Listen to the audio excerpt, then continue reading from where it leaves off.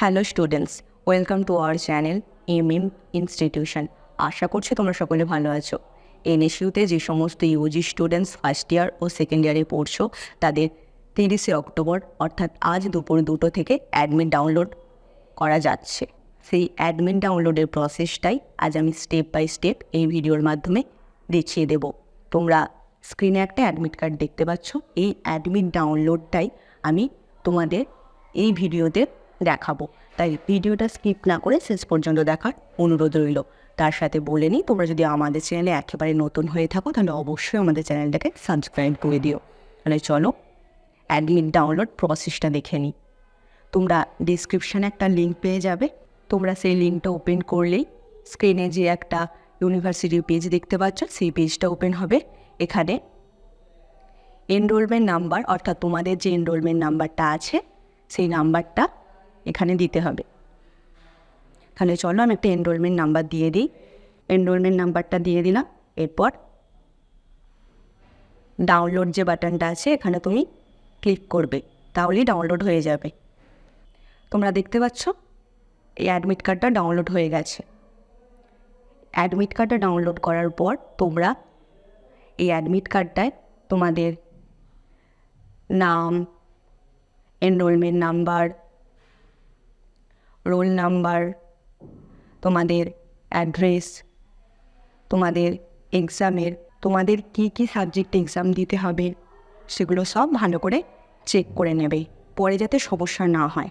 Admit download করলেই তোমাদের exam centre এখানে দেখতে পাচ্ছ সেটা জানতে পারবে তোমাদের কোথায় এক্সাম সেন্টার পড়েছে।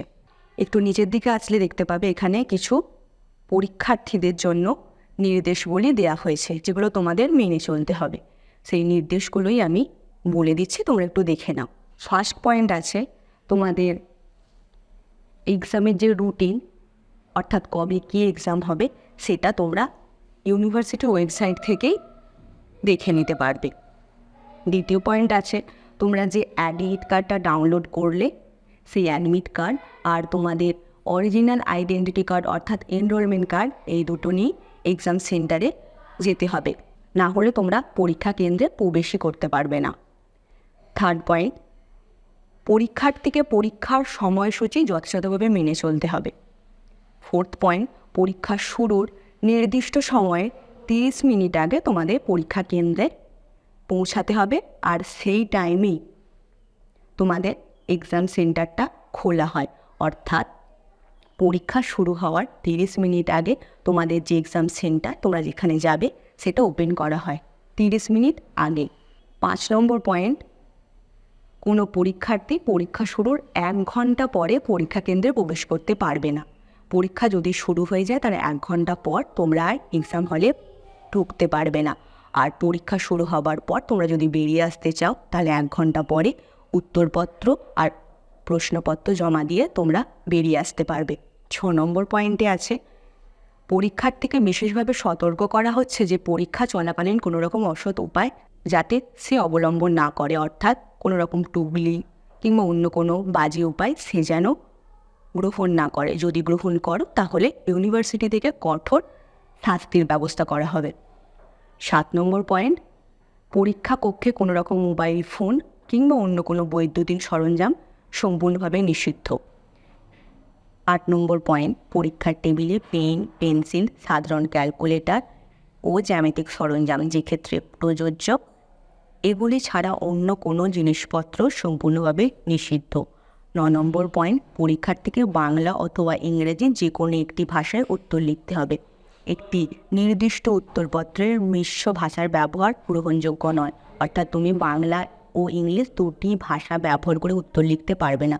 যদি বাংলাতে লেখো বাংলাতেই লিখবে, আর ইংরেজি ভাষা ইউজ করলে ইংরেজিতেই লিখবে। আর যদি তুমি দুটো ভাষা ইউজ করো সেক্ষেত্রে একটি ভাষার উত্তরের মূল্যায়ন কিন্তু করা হবে। 10 নম্বর পয়েন্ট, পরীক্ষার্থীকে প্রশ্নপত্র এবং উত্তরপত্রের লিখিত নির্দেশগুলি অবশ্যই মেনে চলতে হবে। তোমাদের প্রশ্নপত্র এবং উত্তরপত্রে কিছু নিয়মাবলী দেওয়া থাকবে যেগুলো তোমাদের মেনে চলতে হবে।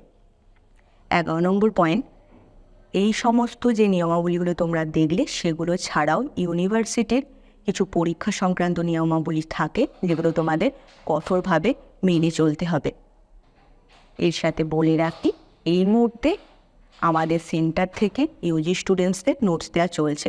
তোমরা যদি নোটস নিতে ইচ্ছুক হও তাহলে স্ক্রিনে দেওয়া নাম্বারে কল কিংবা হোয়াটসঅ্যাপের মাধ্যমে যোগাযোগ করে নিতে পারো।